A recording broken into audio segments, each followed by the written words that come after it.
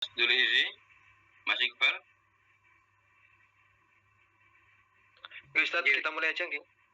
Oke, monggo silakan. Monggo. Ayo mulai. Apakah sudah terlihat ini PPT-nya? Sampun. Sudah nggih? Sampun nggih?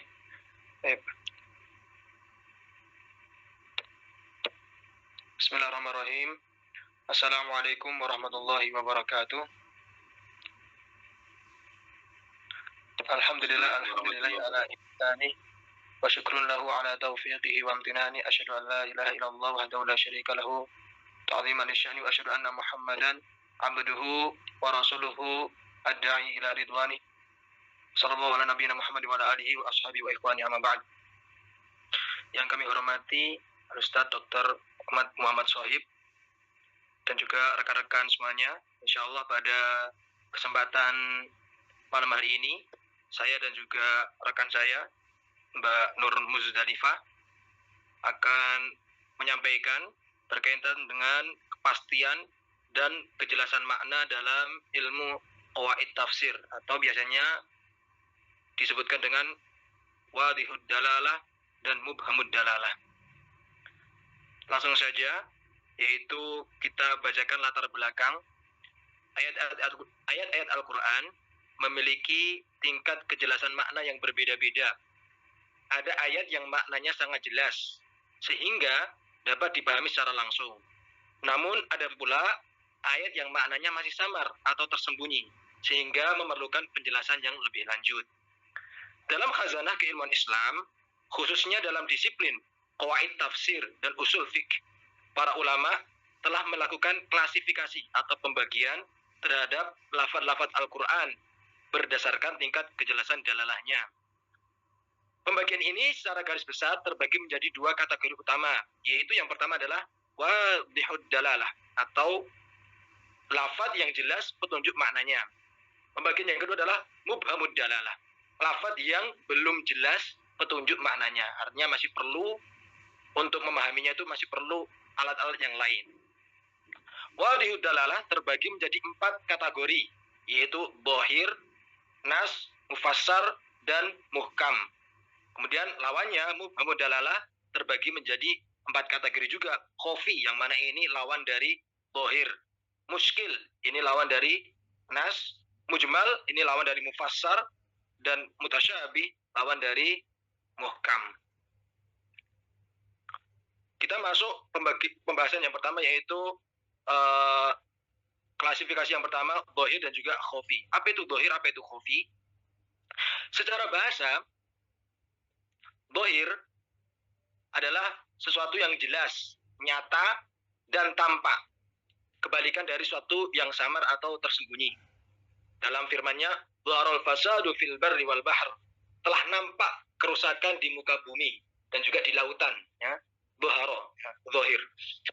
Az-Zarkhashi mendefinisikan dhahir sebagai sesuatu yang dapat diketahui maksudnya dari pendengaran itu sendiri tanpa harus dipikirkan terlebih dahulu. Misalnya kita menyebutkan roti, langsung kita paham roti itu seperti apa. Al-Badawi memberikan definisi yang sedikit berbeda dengan menyebut dhahir sebagai suatu nama bagi seluruh perkataan yang jelas maksudnya bagi pendengar melalui bentuk lafaz itu sendiri. Kemudian penjelasan secara istilah atau terminologi dalam khazanah usul fikih dan qawaid tafsir, dhahir adalah suatu lafaz yang jelas dalalahnya menunjukkan kepada suatu arti tanpa memerlukan faktor lain di luar lafaz itu. Namun di sisi lain, lafaz ini masih mungkin untuk ditakwilkan dalam arti yang lain dan juga masih memungkinkan untuk dimasukkan atau ditakhsis. Abdul Wahab Khalaf dalam kitabnya Ilmu Usul Fikih menjelaskan bahwa dhahir adalah lafaz yang maknanya dapat dipahami dengan mudah dari teks itu sendiri, namun tetap memiliki kemungkinan untuk ditakwil atau ditakhsis. Contohnya seperti ini. Misalnya kata am, itu memiliki arti B 80%, memiliki arti C 20%. Nah, dhahir itu yang 80%-nya itu. Nah, nanti mengandung makna yang sedikitnya atau marjuhnya itu yang takwil namanya. Jadi seperti itu. Contoh, Nanti insya Allah lebih jelas dengan contoh. Firman-Nya dalam surat Al-Maidah, "Aw lamastumun nisaa falam tajidu ma'an fatayammamu shahidan thayyiban." Atau jika kalian menyentuh wanita dan kalian tidak mendapati air, maka bertayamumlah dengan debu yang suci. Garis bawahnya adalah yang pembahasan ini adalah lamasa. Di sini, "Aw lamastumun nisa." Pendapat ulama tentang kata lamasa, nah ini secara dohirnya 80%-nya arti lamasa itu adalah menyentuh, bersentuhan, ya. Kemudian 20%-nya ternyata lamasa itu juga memiliki arti yang lain, yaitu berhubungan suami istri. Nah, pendapat ulama tentang kata lamasa, sebagian memahami kata tersebut secara dohir, ya. Makna dohirnya adalah bertemunya kulit wanita dengan laki-laki, sehingga sekedar menyentuh kulit wanita atau laki-laki, baik dengan syahwat maupun tidak, dapat membatalkan wudhu. Ya, kalau dia menggunakan pendapat bahwasanya lamasa itu dibawa kepada makna zahir, yaitu bersentuhan. Pendapat ini dipegang oleh sahabat Ibnu Mas'ud dan Ibnu Umar. Kemudian Az-Zuhri dari kalangan tabi'in, serta Imam Syafi'i dan para pengikutnya. Nah, ini biasanya mazhab kebanyakan orang Indonesia itu menggunakan mazhab ini. Biasanya orang yang bersentuhan kulitnya laki-laki dan perempuan itu membatalkan wudhu. Kemudian makna marjuhnya, ya, lawan dari itu, makna takwilnya, kata lamasa bermakna jima atau hubungan suami istri, sehingga sekedar menyentuh kulit wanita atau laki-laki tidak membatalkan wudhu. Pendapat kedua ini dipegang oleh sahabat Ali dan Ibnu Abbas, kemudian Atha dan Tawus dari kalangan tabi'in, serta Hanafi dan para pengikutnya. Nah, maksudnya adalah kata lamasa ini kan ada dua makna.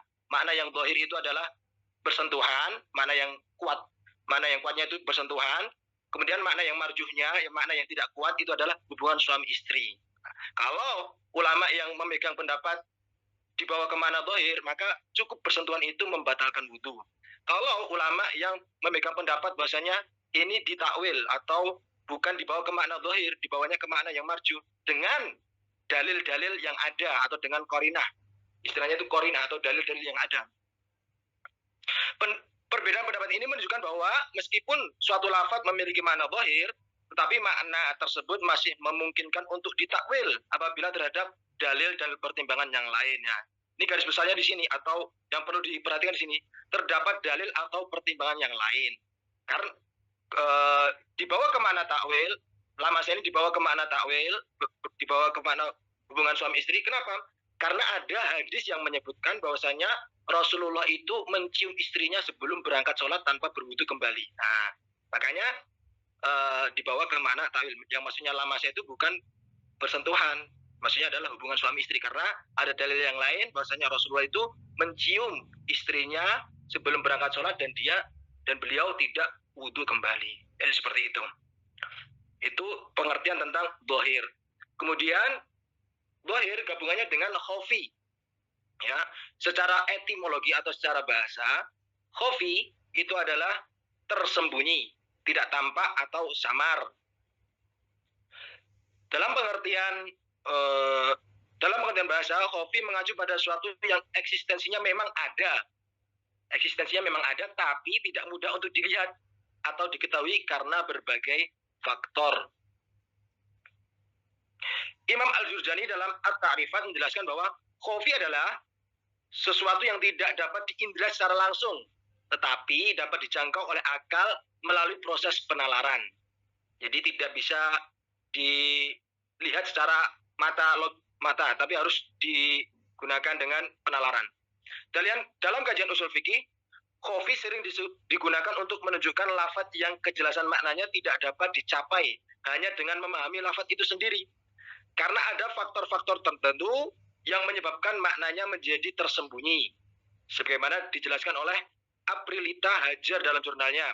Khafi adalah salah satu aspek dari lafaz mubhamud dalalah, yang memerlukan penelusuran lebih dalam untuk dapat memahami maksud yang sebenarnya.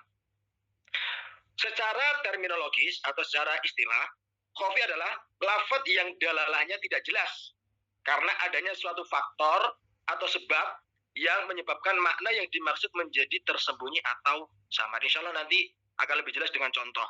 Contoh, Konsep khofi misalnya pada surat Al-Maidah ayat 38. Wasariqu wasariqatu faqta'u aydiyahuma jazaa'an bima kasaba nakalan minallah wallahu azizun hakim. Wasariqu laki-laki yang mencuri, wasariqatu perempuan yang mencuri, potonglah tangan keduanya. Jazaa'an bima sebagai balasan bagi mereka atas apa yang mereka kerjakan dan siksaan dari Allah, dan Allah Maha Perkasa lagi Maha Bijaksana. Yang perlu digarisbawahi adalah wasariqu wasariqatu. Ini masih apa itu khofi. Dia secara ini sudah jelas apa itu namanya pencuri, artinya pencuri.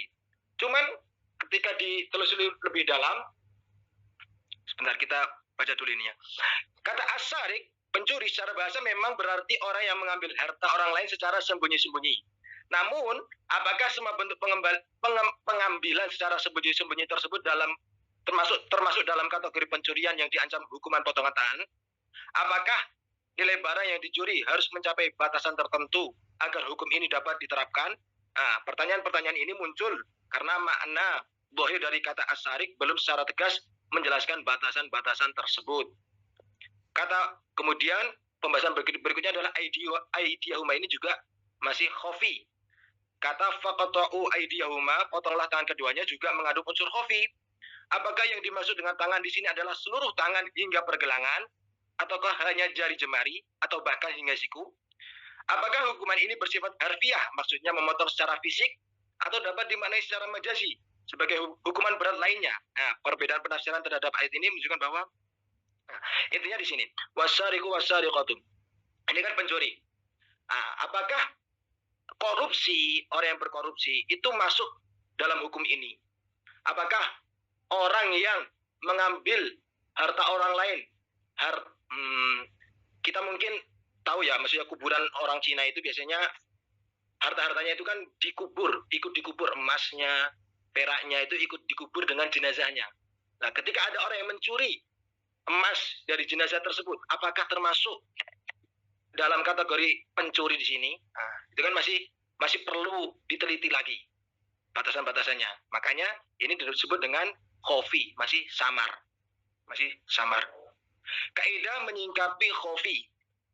Harus dicari terlebih dahulu faktor yang menjadi sebab timbulnya dalalah khofi sebelum menyamakan hukumnya dengan apa yang terkandung dalam makna zahir lafaz atau membedakannya. Kaidah ini mengajarkan bahwa ketika menghadapi suatu lafaz yang mengandung unsur khofi, langkah awal yang harus dilakukan adalah mengidentifikasi faktor penyebab ketidakjelasan tersebut.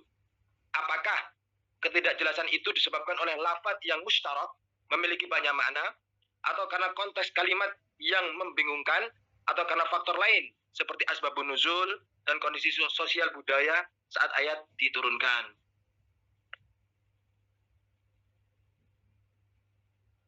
Kemudian dihilangkan dalalah khofi biasanya dengan memperhatikan timbangan maqasid syariah. Kaidah ini menunjukkan bahwa dalam proses menghilangkan atau menjernihkan makna yang masih tersembunyi, pertimbangan maqasid syariah ada tujuan-tujuan umum syariat Islam menjadi sangat penting. Maqasid syariah yang meliputi perlindungan terhadap agama, jiwa, akal, keturunan, dan harta dapat dijadikan sebagai petunjuk untuk menentukan makna-makna yang paling sesuai dengan spirit syariat.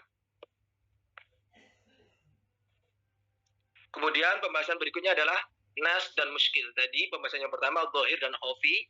Pembahasan yang kedua adalah pembahasan nas dan juga muskil. Nas secara etimologi atau secara bahasa berasal dari kata Arab yang memiliki kata ar-rafu syai', mengangkat sesuatu. Dhuhur syai', munculnya sesuatu yang tampak. Dengan demikian, nas adalah sesuatu yang tampak dan juga jelas. Itu secara bahasa, hampir sama dengan dhahir. Kemudian secara terminologis, Hanafiyah menyebutkan bahwa nas adalah lafaz yang dengan bentuknya menunjukkan makna yang dimaksud secara langsung dan masih ada kemungkinan untuk ditakwilkan. Imam Syafi'i atau ulama Syafi'iyah, nas adalah lafaz yang menunjukkan kepada suatu pengertian yang tidak menerima makna lain. Ad-Dabusi mengartikan nas sebagai suatu lafaz yang maknanya lebih jelas daripada zahir. Berarti tingkatannya lebih tinggi daripada zahir. Nas sebagai lafaz yang lebih jelas maknanya daripada makna lafaz zahir yang diambil dari si pembicaranya, bukan dari rumusan bahasa itu sendiri. Contoh, Contoh adalah wa ahallallahu al-bai'a wa harrama riba.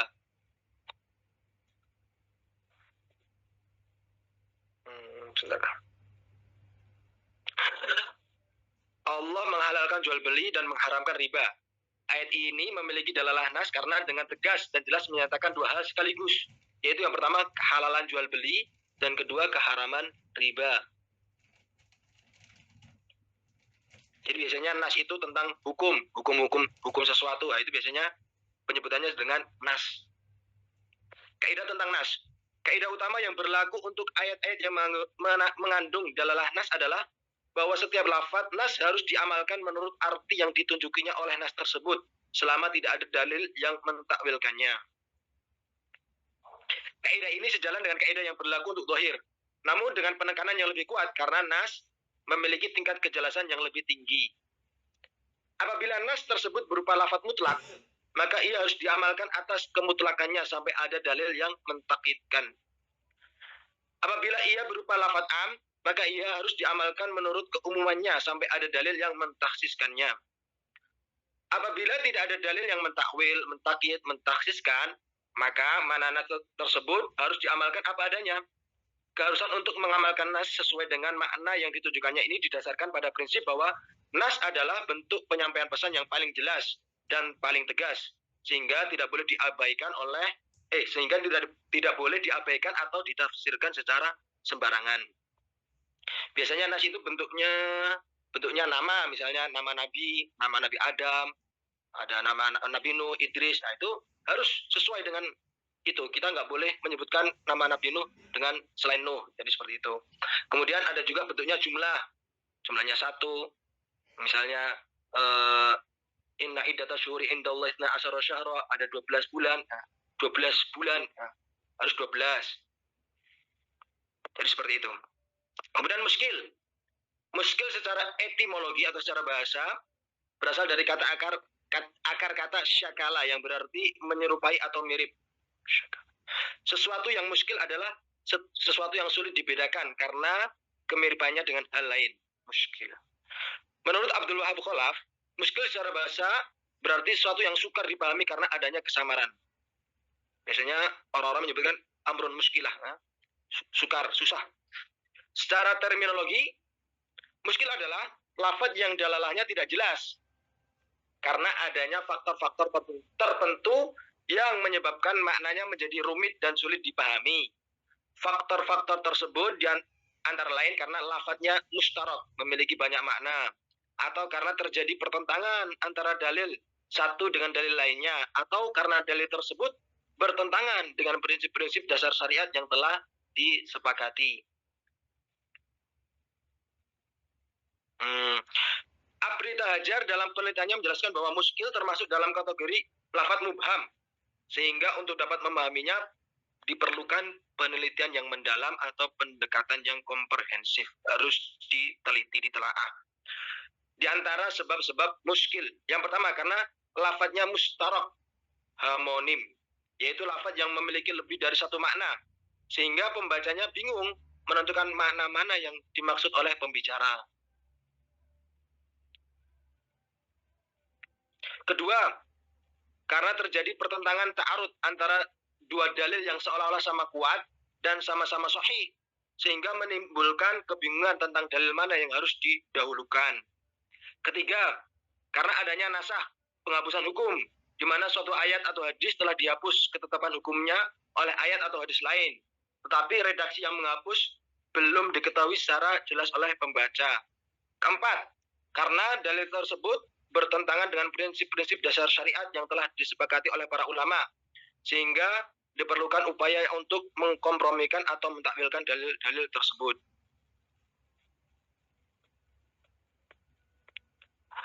Adapun cara mengatasi muskil dapat dilakukan melalui beberapa langkah. Langkah pertama, melakukan pengumpulan seluruh dalil yang berkaitan dengan masalah tersebut, baik yang tampak mendukung maupun yang tampak bertentangan. Jadi mengumpulkan dalil-dalil tersebut, baik dalilnya yang menunjukkan positif ataupun yang negatif, yang mendukung atau yang bertentangan. Langkah kedua, melakukan analisis terhadap derajat kehujahan masing-masing dalil untuk mengetahui mana yang lebih kuat. Langkah ketiga, jika memungkinkan, melakukan kompromi atau al-jam'u antara dalil-dalil yang tampak bertentangan sehingga semuanya dapat diamalkan tanpa harus mengabaikan salah satunya. Langkah keempat, jika menjamak tidak memungkinkan, maka dilakukan tarjih, memilih dalil yang lebih kuat berdasarkan kriteria-kriteria tertentu yang telah ditetapkan oleh para ulama. Langkah kelima, jika tarjih juga tidak memungkinkan, maka dilakukan takwil terhadap dalil yang lebih lemah agar selaras dengan dalil yang lebih kuat. Urgensi muskil. Pertama, pemahaman terhadap muskil akan mencegah seseorang dari kesalahan dalam memahami pesan-pesan Allah. Sebab, lafaz muskil yang tidak dipahami dengan benar dapat mengantarkan seseorang pada pemahaman yang keliru tentang ajaran Islam. Yang kedua, pemahaman terhadap muskil akan membantu para ulama dan mujtahid dalam melakukan istinbat hukum secara lebih akurat.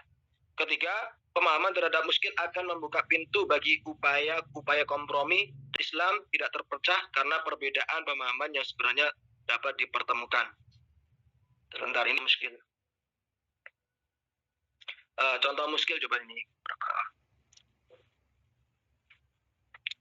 Misalnya kita ambil contoh muskil yang kedua. Karena terjadinya pertentangan antara dua dalil yang seolah-olah sama kuat dan sama-sama sahih, sehingga menimbulkan kebingungan tentang dalil mana yang harus didahulukan. Misalnya ada ayat فَإِذَا نُفِخَ فِي الصُّورِ فَلَا أَنْسَابَ بَيْنَهُمْ يَوْمَئِذٍ وَلَا يَتَسَاءَلُونَ. Maka apabila sangkakala ditiup, tidak ada lagi pertalian nasab di antara mereka pada hari itu, dan tidak pula mereka saling bertanya. Ya. Kemudian ayat ini bertentangan, wa aqbala ba'dhum 'ala ba'dhi yatasaalun. Dan sebagian dari mereka menghadap kepada sebagian yang lain dan mereka saling bertanya. Tadi ayat yang pertama, mereka tidak saling bertanya. Kemudian ayat yang kedua, mereka saling bertanya. Loh, mana ini yang benar nih? Kan seperti itu.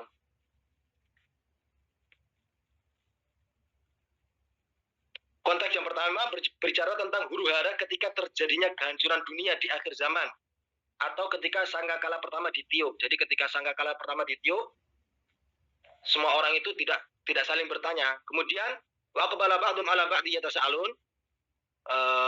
Sebagian dari mereka menghadap kepada sebagian yang lain dan mereka saling bertanya. Ini keadaan hari kiamat ketika telah ditiup sangkakala yang kedua. Jadi seperti itu contoh ta'arud atau pertentangan. Kemudian selanjutnya mujmal, pembahasan mujmal, mufassal, dan selanjutnya dilanjutkan oleh teman saya, Mbak Nur Musdalifah, silakan. Baik, terima kasih.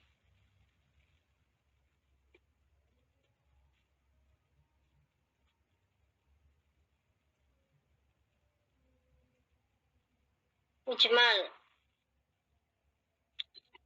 Mujmal secara etimologi, kata mujmal berasal dari akar kata azmala yang berarti mengumpulkan, meringkas atau mengglobal.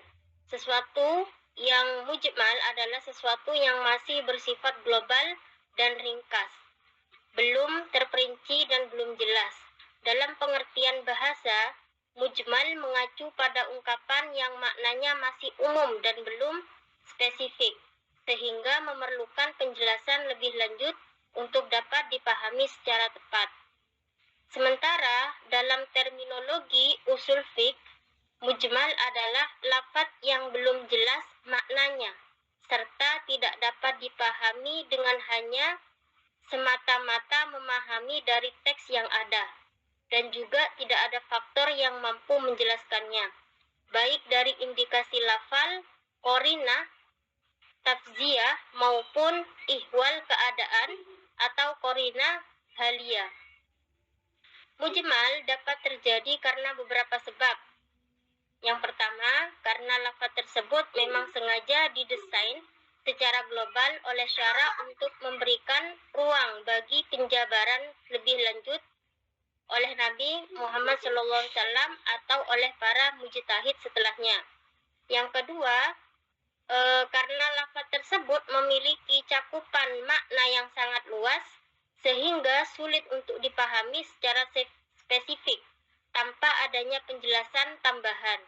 Yang ketiga, karena lafaz tersebut merupakan istilah baru yang tidak dikenal dalam tradisi bahasa Arab sebelum Al-Quran diturunkan. sehingga maknanya tidak dapat dipahami kecuali setelah ada penjelasan dari syara. Yang keempat, karena lafaz tersebut merupakan bagian dari al-mufradat Al-Qur'aniyah yang maknanya tidak dapat dijangkau oleh akal manusia secara langsung. Selanjutnya, Mas. Udah. Contoh ayat yang mengandung lafaz mujmal. Perintah Allah Subhanahu wa taala dalam Al-Qur'an surat Al-Baqarah ayat 196 yang berkaitan dengan ibadah haji dan umroh. Ayat ini menggunakan redaksi yang global dan belum terperinci, sehingga para ulama berbeda pendapat tentang makna yang dimaksud. Demikian pula lafaz al-haqqah dan al-qari'ah dalam Al-Qur'an yang tidak dapat dipahami maknanya secara langsung tanpa adanya penjelasan dari Nabi Muhammad SAW. Dalam beberapa literatur, kata solat yang disebutkan dalam Al-Quran juga termasuk dalam kategori mujmal karena Al-Quran hanya menyebutkan kewajiban mendirikan solat tanpa merinci tata cara pelaksanaannya secara detail. Perincian tentang tata cara solat baru diketahui melalui hadis-hadis Nabi yang menjelaskan praktik sholat beliau.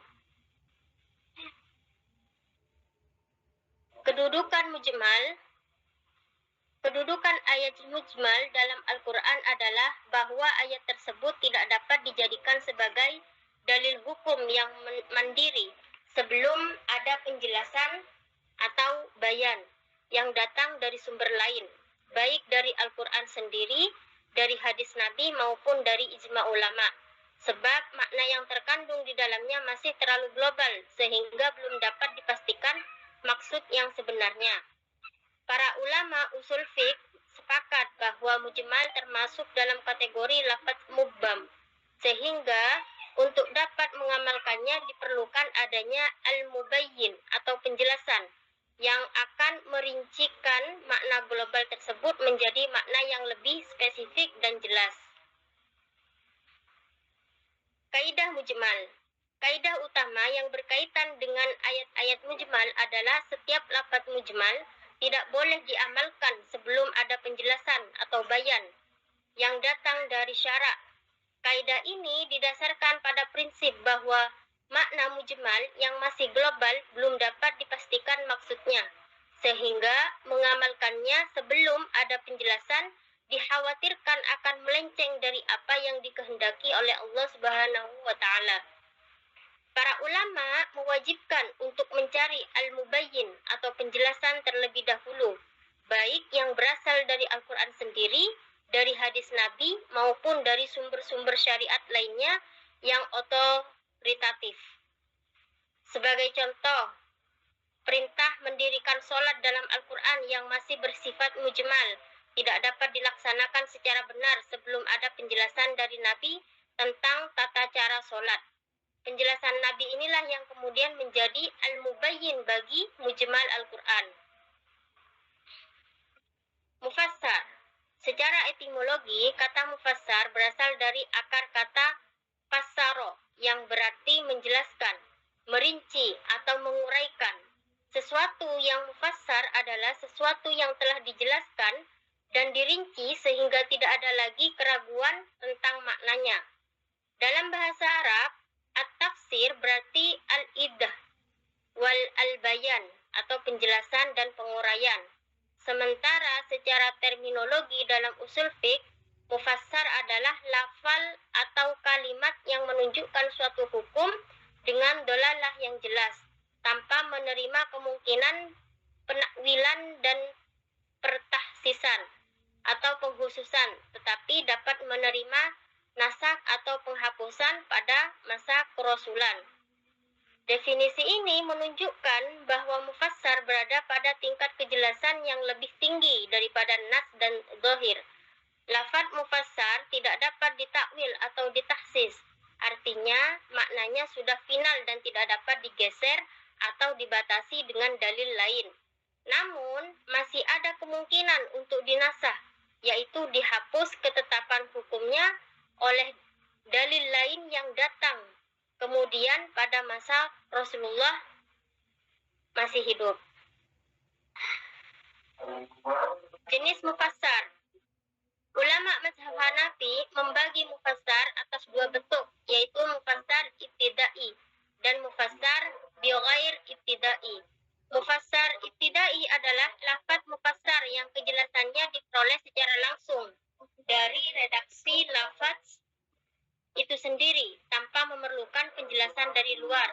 Sedangkan mufassar bin ghair ibtidai adalah lafaz mufassar yang kejelasannya diperoleh setelah ada penjelasan dari sumber lain. Namun penjelasan tersebut telah terintegrasi sehingga lafaz tersebut menjadi jelas secara sempurna. Pembagian ini menunjukkan bahwa mufassar tidak selalu berarti jelas dengan sendirinya, tetapi bisa juga menjadi jelas setelah mendapatkan penjelasan dari luar. Selain itu, dari segi keterhubungan penjelasannya, mufassar juga terbagi menjadi mufassar muttasil dan mufassar munfasil.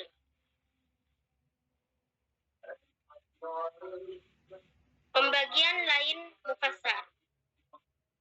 Mufassar muttasil adalah lafaz mufassar yang penjelasannya atau bayan yang tersambung langsung dengan lafaz yang dijelaskan. Misalnya, dalam satu ayat yang sama atau dalam rangkaian ayat yang berurutan tanpa pemisah yang signifikan. Contohnya, dalam Al-Quran di mana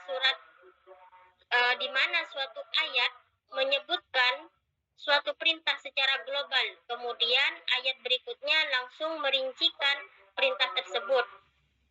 Dengan adanya penjelasan yang bersambung ini, maka makna lafaz tersebut menjadi jelas secara sempurna dan tidak memerlukan pencarian ke sumber lain. Mufassar munfasil adalah lafaz mufassar yang penjelasannya atau bayan terpisah dari lafaz yang dijelaskan. Misalnya, penjelasan dari Nabi Muhammad SAW yang terpisah dari ayat Al-Quran atau penjelasan dari ayat lain yang tidak berurutan secara langsung. Contohnya, perintah mendirikan sholat dalam Al-Quran yang bersifat mujmal menjadi mufassar setelah adanya penjelasan dari Nabi tentang tata cara sholat. Penjelasan Nabi yang terpisah dari Al-Quran ini menjadikan perintah sholat sebagai lafaz mufassar munfasil. Contoh lafaz mufassar lainnya dalam surat At-Taubah ayat 36, dan perangilah kaum musyrikin itu semua. Dalam surat ini kata musyrikin adalah lafaz zahir atau jelas pengertiannya, tetapi bukan pengertian itu yang dimaksud. Namun setelah mendapatkan penjelasan dari konteks dan ayat-ayat lain, lafaz ini menjadi lebih jelas dan terperinci sehingga termasuk dalam kategori mufassar. Contoh lain dalam Al-Quran surat Al-Baqarah ayat 183 tentang kewajiban puasa Ramadan yang secara eksplisit menyatakan kewajiban puasa bagi orang-orang beriman. Tergolong mufassar karena maknanya sudah sangat jelas dan tidak memerlukan penjelasan lebih lanjut. Kedudukan mufassar. Kedudukan ayat mufassar dalam Al-Quran adalah sebagai ayat yang memiliki tingkat kejelasan tertinggi setelah muhkam. Ayat-ayat mufassar tidak memerlukan penjelasan tambahan karena maknanya sudah sangat jelas dan rinci. Oleh karena itu, ayat-ayat mufassar dapat langsung dijadikan sebagai dalil hukum tanpa perlu proses takwil atau tahsis. Namun demikian, ayat mufassar masih memungkinkan untuk dinasah, yaitu dihapus ketetapan hukumnya oleh ayat lain yang turun kemudian. Selama masa kenabian masih berlangsung.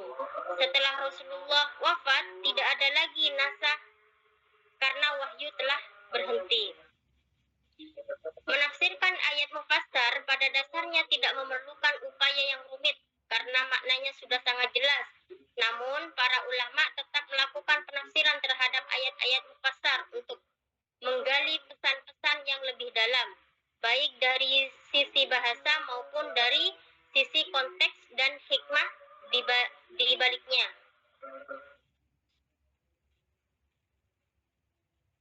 Muhkam.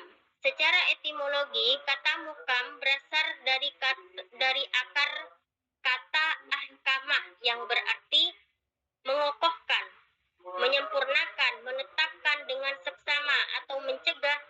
Al-Azhari menjelaskan bahwa al-ihkam berarti al-man'u atau pencegahan, yaitu mencegah sesuatu dari kerusakan atau kekacauan.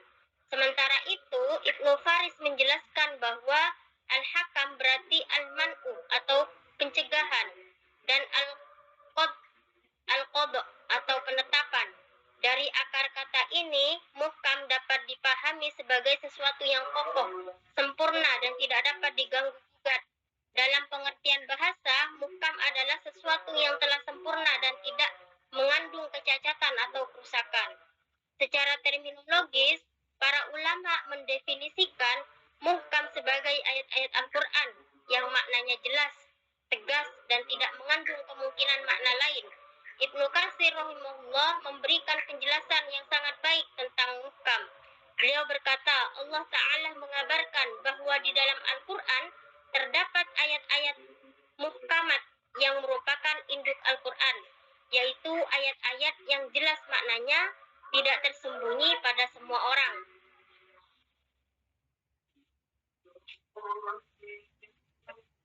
Jenis muhkam. Pertama, dari segi cakupan maknanya, muhkam dapat berupa mufrad atau kata tunggal, seperti kata as-sama atau langit, al-ardi atau bumi, an-najam atau bintang, atau dapat pula berupa jumlah atau kalimat, seperti pernyataan tentang keesaan Allah dalam Al-Quran surat Al-Ikhlas.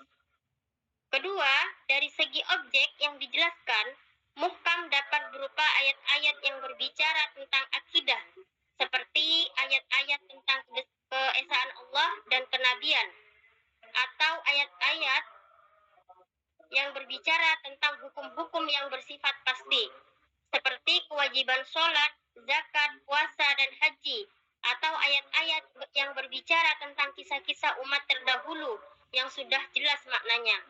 Yang ketiga, dalam pandangan sebagian ulama, muhkam juga diartikan sebagai ayat yang tidak dapat dinasahkan, atau ayat yang mengandung perkara yang dijadikan pahala dan hukum atasnya, atau ayat-ayat yang lafaznya tidak mengalami pengulangan.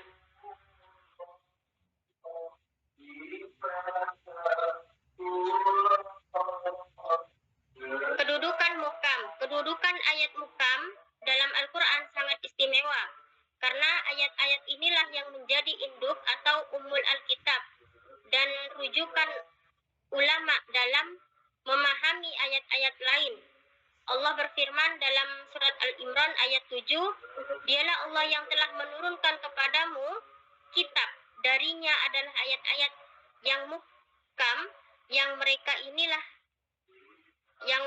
inilah ibu kitab, sedangkan ayat-ayat lain adalah mutasyabbih. Surat Al-Imran ayat 7. Ayat ini menegaskan bahwa ayat-ayat muhkam memiliki kedudukan sebagai ummu Alkitab atau induk kitab, yaitu landasan dan rujukan utama dalam memahami seluruh isi Al-Quran. Ayat-ayat muhkam ini menjadi tolak ukur dalam menafsirkan ayat-ayat mutasyabbih. Apabila terdapat ayat mutasyabbih yang tampak membingungkan, maka ayat tersebut harus dikembalikan kepada ayat-ayat muhkam yang telah jelas maknanya. Dengan kata lain, ayat muhkam berfungsi sebagai al-muhaimin atau pengawas dan pengendali terhadap ayat-ayat lainnya, memastikan bahwa tidak ada pemahaman yang menyimpang dari makna dasar Al-Quran. Mutasyabbih. Mutasyabbih secara etimologi, kata mutasyabbih berasal dari akar kata tasyabbaha, yang berarti menyerupai, mirip, atau serupa. Sesuatu yang mutasyabbih adalah sesuatu yang memiliki kemiripan atau kesamaan dengan sesuatu yang lain, sehingga sulit dibedakan antara yang satu dengan yang lainnya. Dalam pengertian bahasa, mutasyabbih mengacu pada kondisi di mana dua hal lebih tampak berupa serupa sehingga menimbulkan kebingungan bagi pengamatnya. Sementara secara terminologis, mutasyabbih adalah ayat yang mengandung kemungkinan makna literal atau lahiriah yang beragam, dan kemungkinan keragaman makna itu bisa terjadi baik pada kata atau pada kalimat. Contoh ayat mutasyabbih adalah firman Allah yang menyebutkan tentang yad atau tangan Allah secara lahiriah. Kata ini dapat dipahami sebagai anggota tubuh yang memiliki fungsi seperti tangan manusia. Namun karena Allah Subhanahu wa taala berbeda sama sekali dengan makhluknya, maka makna hakiki dari yad Allah tidak dapat disamakan dengan tangan makhluk. Oleh karena itu, ayat ini tergolong mutasyabbih. Contoh lain adalah huruf-huruf muqatta'ah seperti alif, lam, mim, yasin, toha yang terdapat di awal beberapa surat Al-Quran. Makna huruf-huruf ini tidak diketahui secara pasti oleh manusia, sehingga termasuk dalam kategori mutasyabbih. Sebagian ulama berpendapat bahwa ayat-ayat telah dinasahkan juga termasuk dalam kategori mutasyabbih, karena maknanya tidak dapat diamalkan secara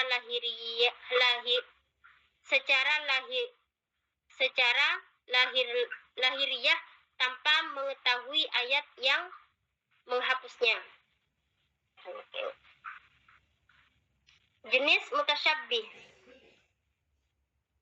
Mutasyabbih dapat dibagi menjadi beberapa jenis berdasarkan tingkat kesamaran dan penyebabnya. Pertama, mutasyabbih li ghairihi atau mutasyabbih karena faktor luar. Yaitu ayat yang pada dasarnya tidak samar tetapi menjadi samar karena adanya faktor eksternal. Misalnya karena ada ayat lain yang tampak bertentangan dengannya.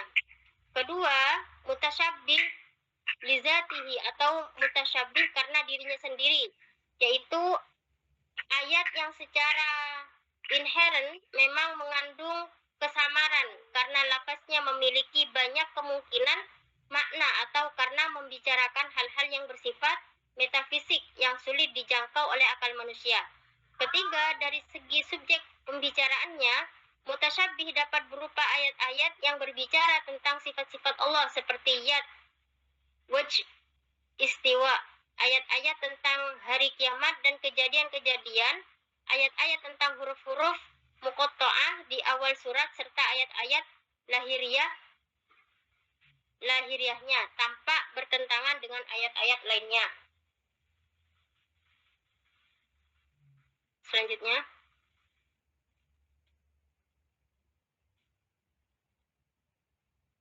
menyikapi mutasyabbih. Para ulama sepakat bahwa dalam menyikapi ayat-ayat mutasyabbih, sikap yang paling utama adalah mengembalikan kepada ayat-ayat muhkam. Kaidah yang terkenal dalam hal ini adalah al-muhkamu hakimun ala al-mutasyabbih, atau ayat muhkam menjadi hakim atas ayat mutasyabbih. Artinya, ayat mutasyabbih harus dipahami dalam kerangka dan sejalan dengan ayat-ayat muhkam yang telah jelas maknanya. Apabila suatu ayat mutasyabbih dipahami secara harfiah, akan menyebabkan kontradiksi dengan ayat muhkam atau dengan prinsip-prinsip dasar tauhid. Maka pemahaman harfiah tersebut harus ditolak dan digantikan dengan pemahaman yang selaras dengan ayat muhkam. Terdapat dua pendekatan ulama dalam menyikapi ayat mutasyabbih. Pendekatan pertama adalah tafwid,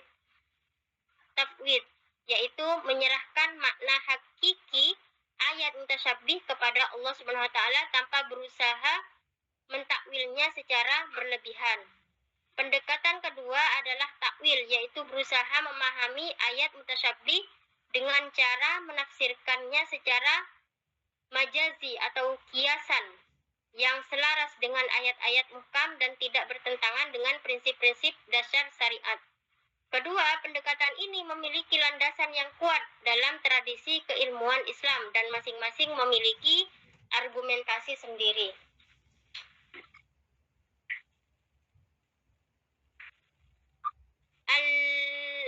kaidah-kaidah terkait dalalah. Al-ibrah bi umul al-lafzi la bi khusus al-sabab. Yang dijadikan pegangan adalah keumuman lafaz, bukan kekhususan sebab turunnya kaidah ini berlaku pada lafaz yang qat'i dan nas. Contoh Quran surat Al-Maidah ayat 38 tentang potong tangan pencuri berlaku umum meski sebab nuzulnya khusus. La ijtihad fi maurid an-nas. Tidak ada ijtihad pada perkara yang sudah ada nas yang qat'i ad-dalalah. Contoh kewajiban sholat 5 waktu, haramnya babi tidak boleh ditakwil lagi. Al-mutasyabbih yuraddu ila al-muhkam. Ayat yang mutasyabbih harus dikembalikan pada ayat muhkam. Contohnya Quran surat Al-Imran ayat 7. Jadi dasar kaidah ini, ayat sifat seperti tangan Allah di Al-Quran surat Al-Fat ayat 10 harus dipahami dalam bingkai Al-Quran surat Asy-Syura ayat 11. Laisa kamisli syai'un. Al-aslu fi al-kalami al-haqiqah. Pada dasarnya lafaz dipahami pada makna hakikatnya selama tidak ada qarinah yang memalingkan ke makna majasi. Ini menjaga kepastian makna agar tidak liar dalam takwil. Jadi kesimpulannya adalah dohir adalah lafaz yang jelas dalalahnya menunjukkan makna asal tanpa memerlukan faktor luar namun masih mungkin ditakwil. Khafi adalah lafaz yang dalalahnya tidak jelas karena faktor tertentu yang menyebabkan maknanya tersembunyi. Nas adalah lafaz yang menunjukkan makna dengan sangat jelas dan tidak menerima makna lain menurut Syafi'iyah atau masih mungkin ditakwil menurut Hanafiyah. Muskil adalah lafaz yang sulit dipahami karena faktor-faktor tertentu seperti lafaz mustarak atau pertentangan antar dalil. Kaidah nas mengharuskan pengamalan sesuai makna yang ditunjukkannya. Mujmal adalah lafaz yang maknanya masih global dan belum jelas, tidak dapat dipahami hanya dari teksnya, sehingga memerlukan penjelasan atau bayan dari sumber lain. Mufassar adalah lafaz yang maknanya sudah jelas dan rinci, tidak menerima takwil dan tahsis, tetapi masih bisa dinasah. Kaidah mujmal mewajibkan pencarian penjelasan sebelum diamalkan. Sedangkan muhkam adalah ayat yang maknanya jelas dan tegas, menjadi induk atau umul kitab dan rujukan utama dalam memahami Al-Quran. Mutasyabbih adalah ayat yang mengandung kemungkinan makna beragam, memerlukan penjelasan lebih lanjut. Kedudukan muhkam sangat sentral sebagai tolak ukur penafsiran ayat mutasyabbih. Sikap terhadap mutasyabbih dapat berupa tafwid atau menyerahkan maknanya kepada Allah, atau takwil menafsirkannya secara majazi yang selaras dengan muhkam. Bila sudah, saya kembalikan ke Mas Zulizzi. Alhamdulillah, itu tadi penjelasan tentang wadihud dalalah dan juga muhkamud dalalah saya dan juga teman saya Mbak Nur Musdalifah. Mungkin selanjutnya bagi yang ingin bertanya dipersilahkan. Oke, terima kasih ya Mas Zulizzi dan siapa di Mbak Nur Musdalifah. Musdalifah. Keterangannya panjang sampai ngantuk. Oke ya, saking hebatnya sampai panjang sekali. Oke.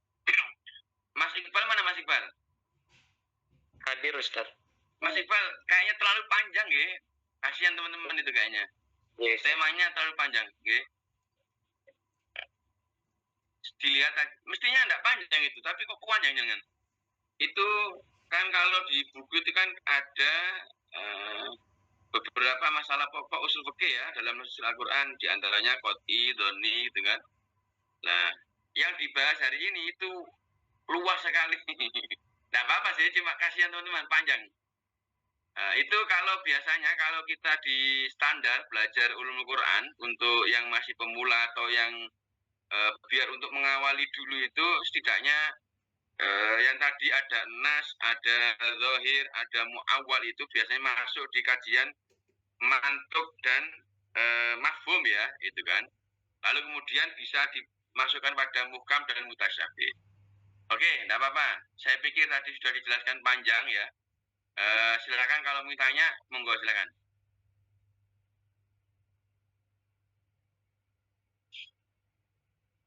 Monggo Mas Dulizi diajak diskusi Mas Iqbal. Sampai jam 7 nih sudah nih. Saking semangatnya ya. Oke.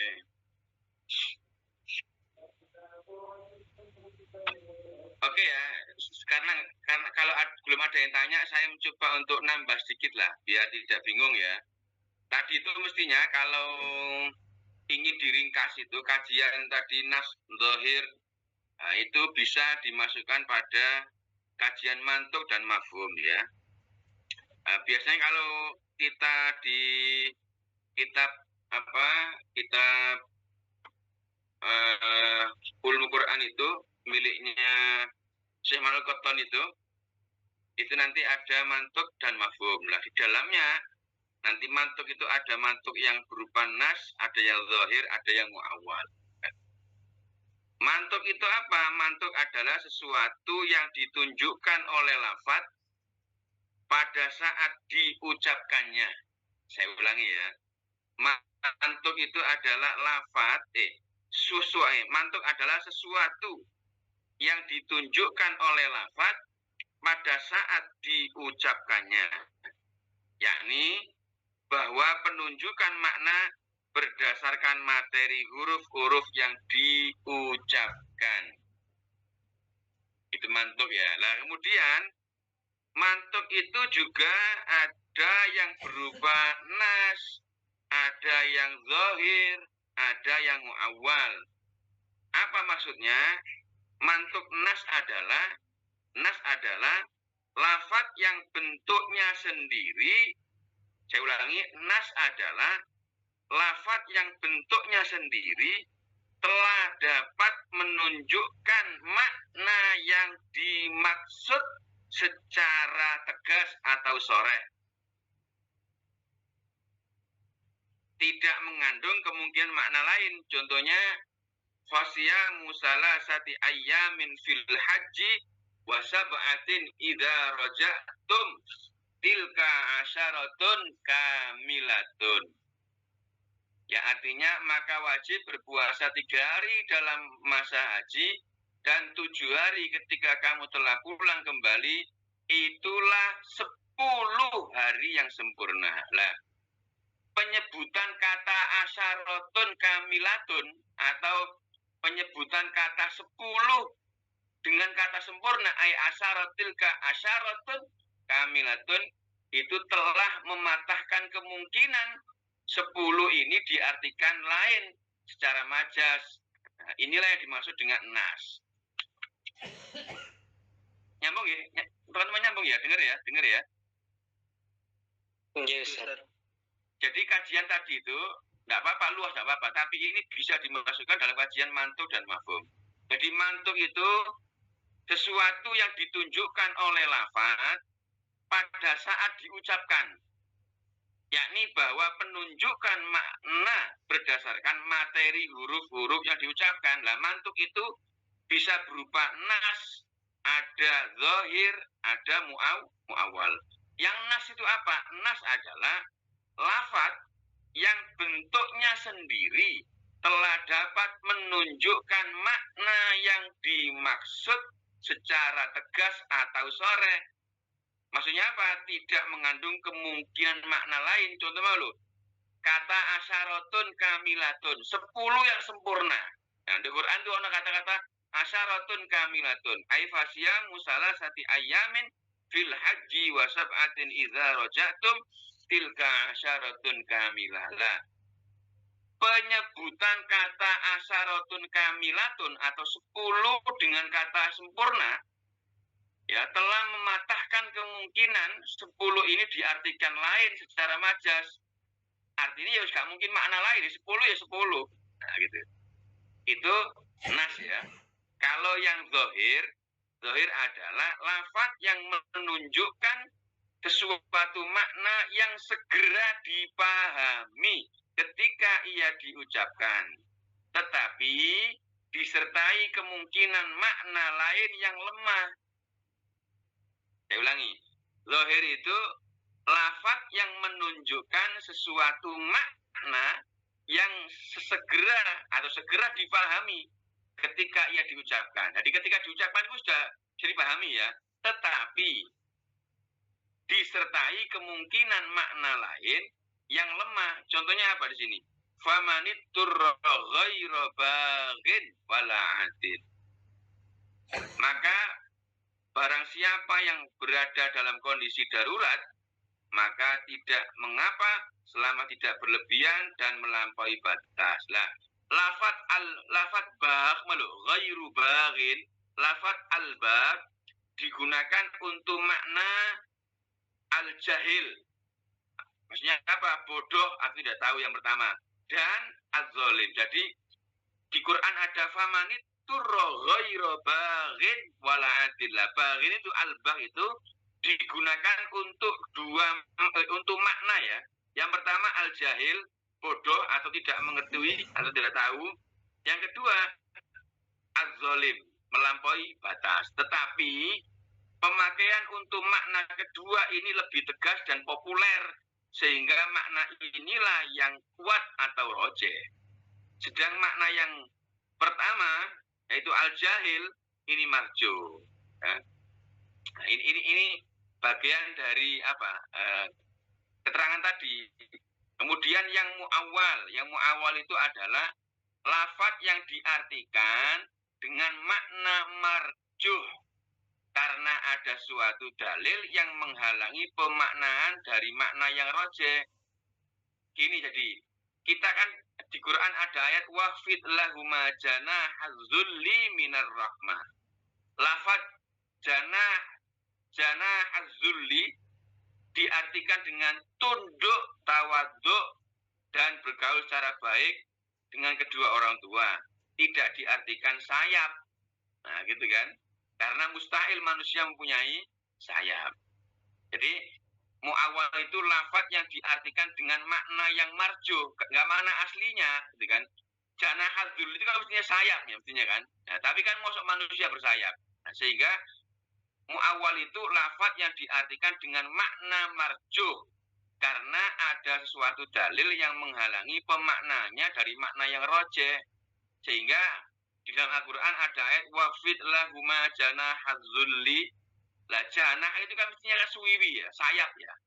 Nah sehingga lafaz janahaz zulli ini diartikan dengan tunduk, tawaduk. Nah, ini termasuk makna marjuh ya. Kalau makna yang benar kan berarti kan sayap mestinya. Nah, tidak boleh. Ini mu'awwal itu adalah lafaz yang diartikan dengan makna yang marjuh malahan. Jadi lafaz janahaz zulli diartikan dengan tunduk, tawaduk, dan bergaul dengan cara baik dengan orang tua. Tidak diartikan sayap karena mustahil manusia mempunyai sayap. Nah itu tambahan dari saya ya. Termasuk tadi muhkam mutasyabih itu sebenarnya kajiannya luas sekali Mas Iqbal ya, Mas Rizzi ya. Nah, itu kan kalau gampangannya kalau muhkam itu kan lafaznya artinya dapat diketahui dengan jelas dan kuat secara berdiri sendiri tanpa ditakwilkan karena susunan tertibnya tepat dan tidak ada kemuskilan karena pengertiannya masuk akal sehingga dapat diamalkan dengan mudah. Itu muhkam. Kalau mutasyabih itu kan lafaz Al-Quran yang artinya samar ya, sehingga tidak dapat dijangkau oleh akal manusia karena mengandung takwil bermacam-macam.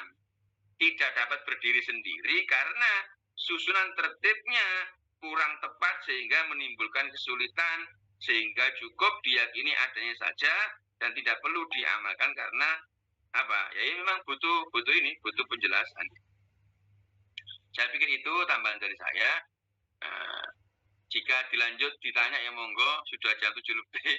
Kalau Cukup ya, monggo. Monggo silakan Mas Rizi sama Mbak Ira tadi. Mas Iqbal. Sepertinya nggak ada pertanyaan Ustaz. Ada Ustaz, pertanyaannya mungkin besok pekan depan UTS Ustaz. Itu modelnya seperti apa Ustaz? Kalau gini aja, untuk UTS-nya digunakan ini aja Mas Iqbal, belajar aja Mas Iqbal. Gimana? Nanti Mau kosong. Mas Iqbal mana Mas Iqbal? Gimana Mas Iqbal? Kita belajar apa UTS? Kalau dimajukan saja Ustadz, kalau yang di ininya aja Ustadz. Materi yang untuk pekan depan itu dimajukan ke untuk yang besok ini Ustadz. Ya, saya UTS kan sudah selesai Ustadz. Jadi berarti gini ya, berarti kita nggak pakai UTS ya, kita belajar ya, gitu Mas Iqbal. Berarti pekan depan tetap presentasi Ustaz? Ya, siapa Mas Iqbal besok Mas Iqbal? Ada ini kelompok dari Neliatul Inayah sama Abia Al-Ma'as membahas Ada. mantuk dan mafhum. Ada orangnya? Halo, ada manusianya Mas Iqbal? Sepertinya tidak ada Ustaz.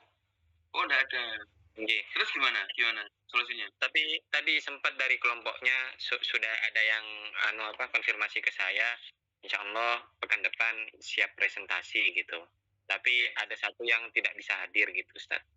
Oke, enggak apa-apa. Nggih Ustaz. Oke, terima kasih. Berarti besok tetap gini aja ya. Nah, nanti untuk UTS-nya gampang, nanti saya urus dulu. Yang penting nanti UAS-nya aja ya. Nggih, Ustaz. Gimana Mas Rizi? Kita selesai apa lanjut? Selesai aja Ustaz, udah malam Ustaz. Oh gitu. Ya udah, kalau begitu saya minta ini ya, itu Mas Rizi yang tadi dimasukkan di Google Drive ya. Mas Iqbal minta ya, filenya ini. Tadi saya kasihan tuh Mas Rizi dengan Mbak Ira itu. Panjang sekali, Pak. Mau saya berhentikan di jalan, kasihan. Panjang sekali. Enggak apa-apa ya, tapi itu biar maklumannya panjang, enggak apa-apa. Dibaca ya, enggak apa-apa. Oke lah ya. Saya pikir cukup. Semoga manfaat meskipun sedikit ya. Kita akhiri. Assalamualaikum warahmatullahi wabarakatuh. Waalaikumsalam warahmatullahi wabarakatuh. Jazakallah khairan, Ustaz. Iya,